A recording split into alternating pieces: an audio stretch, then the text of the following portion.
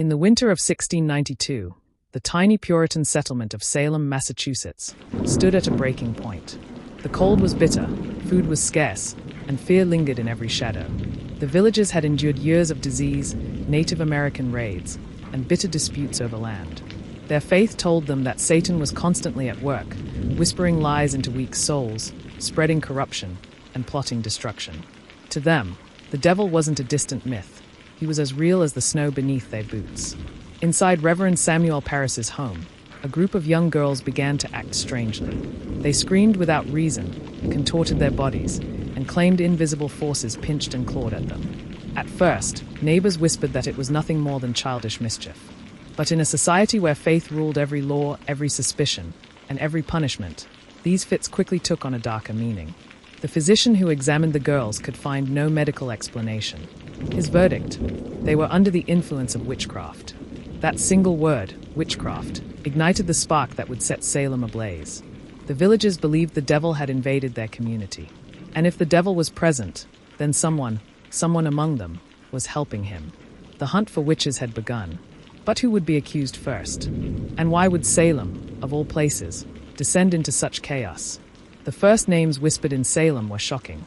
Tituba, an enslaved woman in Reverend Parris's household, became the primary target. She was different. Her Caribbean heritage and strange stories made her a suspicious figure in the eyes of the Puritan villagers.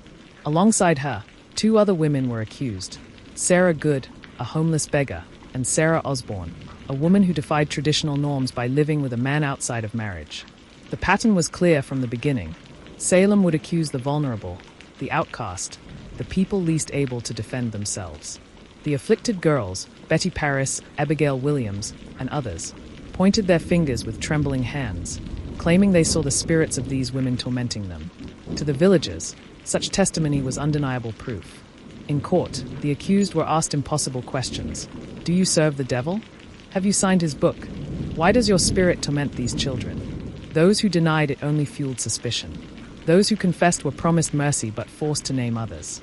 And so, the net of accusations spread wider and wider. By the time March arrived, Salem's fear had transformed into a weapon. What started as whispers was turning into a storm. But Salem hadn't seen anything yet. The real machinery of death was only beginning to move. Salem's trials introduced a chilling new form of testimony: spectral evidence. This meant that if someone claimed they had seen another person's spirit or ghost harming them, it was treated as solid proof in court. Imagine it. Your neighbor could simply say they saw your spirit in a dream or vision, and you could be sent to the gallows.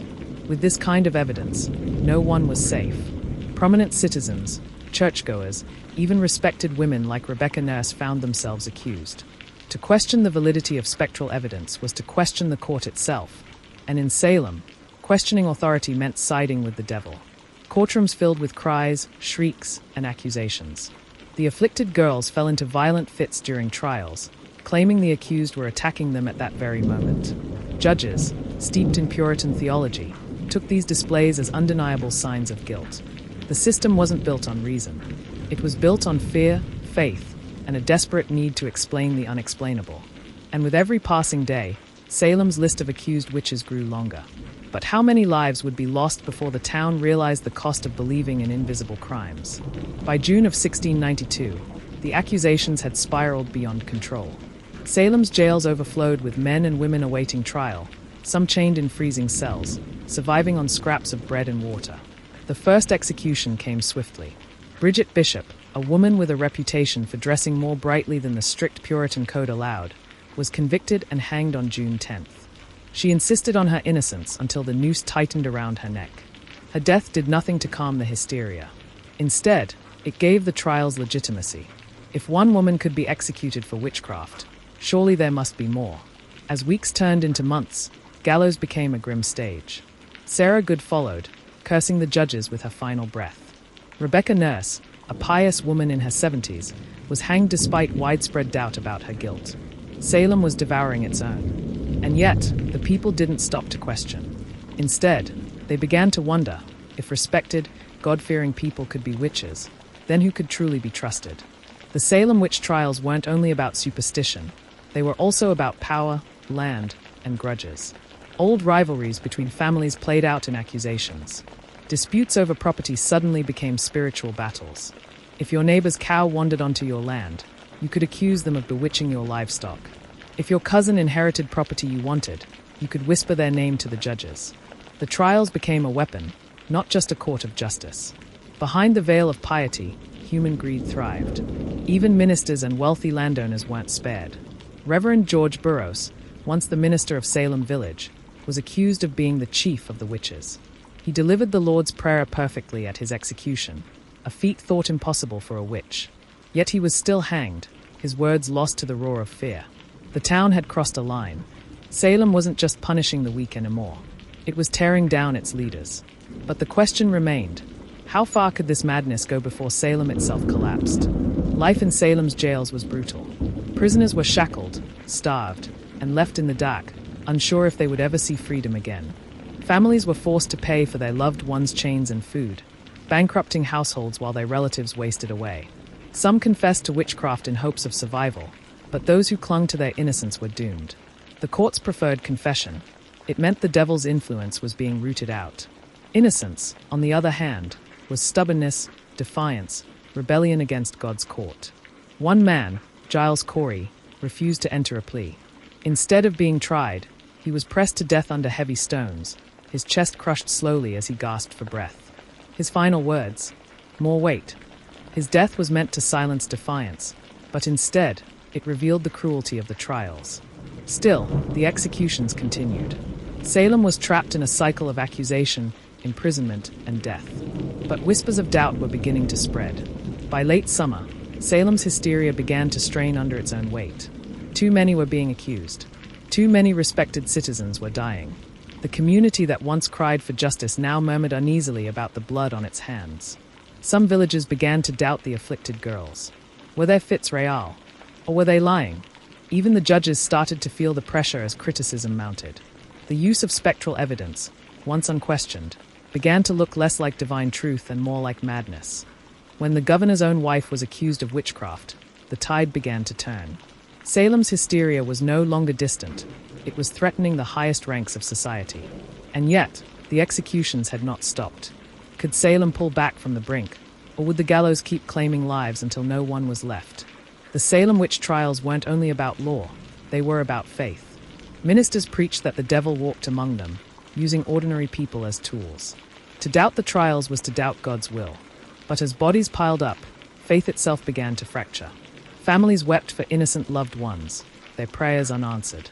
Ministers argued among themselves, some calling for caution, others urging even harsher punishments.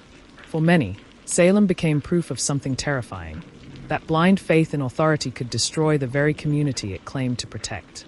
The people of Salem had once believed they were defending themselves from Satan. Now, some wondered, had they been doing his work all along? By October of 1692, the frenzy was collapsing. Public opinion shifted, and people openly questioned the trial's legitimacy. Prominent voices, including ministers, began to speak out against the use of spectral evidence. Governor Phipps finally stepped in, prohibiting further arrests and dissolving the court. By then, 20 people had been executed and over 100 imprisoned. The damage was irreversible. But for Salem, the nightmare wasn't over. Families of the executed faced shame, poverty, and grief. Innocent lives were gone, reputations destroyed, and the stain of guilt lingered long after the trials ended. Salem was forced to confront the horrifying truth. The devil hadn't destroyed them. Fear had. Years after the last gallows fell silent, Salem struggled to heal. Public apologies were issued, and compensation was granted to some families. But what price could ever repay a stolen life? For generations, Salem carried the weight of its sins. The witch trials became a haunting reminder of what happens when fear overrides reason, when justice is poisoned by superstition, and when communities turn against their own. Even today, the ghosts of Salem whisper a warning. In every society, fear can be twisted into a weapon. Innocence can be buried beneath accusation. And the line between justice and murder can vanish in the smoke of hysteria. But the story doesn't end here. Because hidden beneath the history lies an even darker question. Why did Salem choose death over doubt? The Salem witch trials weren't born in a vacuum. Historians have uncovered deep fractures within the community long before the accusations began. Land disputes divided families. Rivalries over church leadership split the village into factions. Beneath the surface of piety, resentment simmered. The young accusers were not simply victims of possession or hysteria. Many of them belonged to families who stood to gain power and influence as their neighbors fell. In some cases, accusing someone of witchcraft wasn't just about fear, it was about revenge. The courts believed they were fighting Satan, but in truth, they were entangled in the messy, all-too-human conflicts of greed, envy, and old grudges. This raises an unsettling possibility. Maybe Salem's tragedy wasn't only about religion. Maybe it was about what people are capable of when fear gives them permission to destroy their enemies. And if that's true, how many of Salem's witches were executed not because of belief, but because of blood feuds masked as divine justice? The youngest voices in Salem carried the heaviest weight. The girls who screamed, collapsed, and pointed fingers became the engines of the witch hunt. But what drove them? Some may have believed their own visions, their minds warped by the feverish atmosphere of fear and faith. Others may have realized the power their accusations carried, elevating them from powerless children to central figures in a village crisis. For them, the trials gave a voice where childhood usually meant silence. Every scream, every accusation brought attention, authority, and even protection. In Puritan society, children were meant to be quiet, obedient, invisible. But in 1692, children held the power to decide life or death. The tragedy is clear. While the adults looked to the children for evidence of the devil, no one stopped to ask what damage was being done to the children themselves. And when the trials ended, they were left with a haunting truth. Hundreds of lives had been destroyed because of their words. What about those who said nothing? Not everyone in Salem believed in the accusations. Some whispered doubts behind closed doors. Some refused to testify, fearing their words might bring ruin upon their families. Silence was not safety, it was a gamble. Those who kept quiet carried unbearable guilt. They watched neighbors, friends, and even family members condemned, knowing they might have spoken up, but didn't. In the aftermath, many survivors confessed their regret. They admitted that fear kept them from resisting the madness. Their silence became another form of complicity, one that haunted them long after the trials ended. Salem teaches us something chilling, not just about those who acted, but about those who didn't. Evil doesn't always require malice. Sometimes, it only requires silence. The Salem executions were not wild, chaotic lynchings. They were cold, organized, and legal. Each trial followed procedures that, on paper, seemed just. There were judges, witnesses, and testimonies. But justice was poisoned from the start. The use of spectral evidence, the acceptance of coerced confessions, and the weight of community pressure guaranteed guilty verdicts. Hangings were carried out in broad daylight, attended by crowds who wept, prayed, or shouted in condemnation. The gallows stood as a grim symbol of authority, a warning to anyone who dared question the trials. In this way, Salem reveals the darkest truth of all. Murder doesn't always happen in shadows. Sometimes it wears the mask of law. The question remains, how could so many intelligent, devout people allow such a system to kill their own neighbors in the name of justice? The Puritans believed they were a chosen people, tasked with building a holy society in the New World. But that very belief became the foundation for destruction. Sermons thundered from pulpits, warning that Satan was among them. Every death on the gallows was framed as a victory for God. Faith gave people comfort, but it also gave them justification to kill. The irony is cruel. A community that prided itself on purity became corrupted by its own fear of corruption. The Bible they clung to became both shield and sword. Faith was supposed to unite Salem. Instead, it divided families, turned neighbors into enemies, and led children to condemn their elders. In Salem, belief wasn't simply faith, it was a weapon sharpened by fear. When the trials ended, those who lived carried scars no less painful than those who died. Families of the executed struggled with poverty, shame, and the impossible task of clearing their loved ones' names. Children of the accused grew up branded by association, shunned by neighbors who still whispered the word witch. Survivors who confessed to witchcraft in order to live wrestled with lifelong guilt. The trials ended, but the trauma didn't. Salem became a graveyard not only of lives, but of trust, innocence, and peace. And for those who endured it, survival was not a triumph, it was a sentence. Salem's tragedy became more than history. It became a warning. In the centuries that followed, scholars, politicians, and writers pointed to the trials as an example of what happens when fear overwhelms reason. The term witch hunt became shorthand for mass hysteria, for persecution without evidence, for the danger of allowing suspicion to become law. But history's warnings are only valuable if we listen. Time and again, societies have repeated Salem's mistakes. Innocent people condemned, lives destroyed, all in the name of fear. Salem's victims remind us that justice is fragile, and once it breaks, the consequences echo for generations. Today, Salem embraces its past with museums, memorials, and ghost tours. Tourists flock to the town, drawn by the allure of witches and spirits. But beneath the commercial spectacle lies something far darker. For the descendants of the accused, the history isn't entertainment, it's personal. Their ancestors were hanged, crushed, or jailed for crimes that never existed. The soil of Salem still holds the memory of their suffering. The witch trials are more than a story of superstition. They are a mirror, reflecting humanity's capacity for cruelty when fear reigns unchecked.